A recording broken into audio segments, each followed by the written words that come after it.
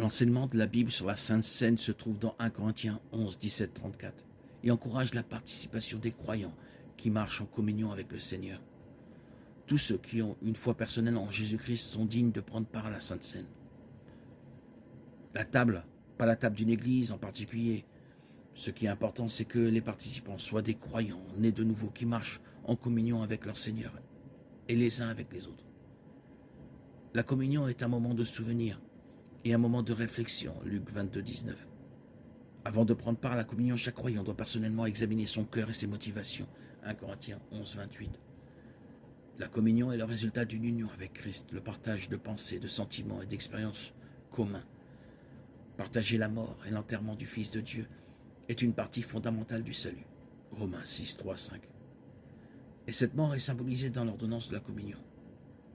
Si une personne n'est pas en union avec Christ, l'acte de prendre la communion n'a aucune signification, Jean 1, 12. Romains 10, 9, 10. Une personne qui n'a pas été régénérée spirituellement n'a aucun moyen de communier avec Dieu. Éphésiens 2, 3, Colossiens 1, 21. Par conséquent, un non-croyant qui prend la communion pratique l'hypocrisie et peut mettre cette personne en danger du jugement de Dieu. Pour un enfant de Dieu, prendre la communion dans un état de péché non repentant est une autre forme d'hypocrisie. Quiconque mange le pain ou boit la coupe du Seigneur indignement sera coupable contre le corps et le sang du Seigneur. 1 Corinthiens 11, 27. Les croyants doivent se soumettre à un examen de conscience et ainsi éviter la discipline de Dieu dans leur vie.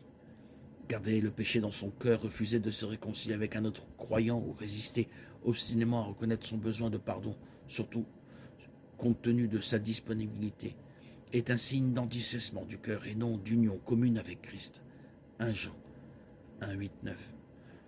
Selon la Bible, ceux qui prennent la communion doivent être humbles, nés de nouveau, libres de tout péché, non confessés, et vivre dans l'obéissance à Dieu.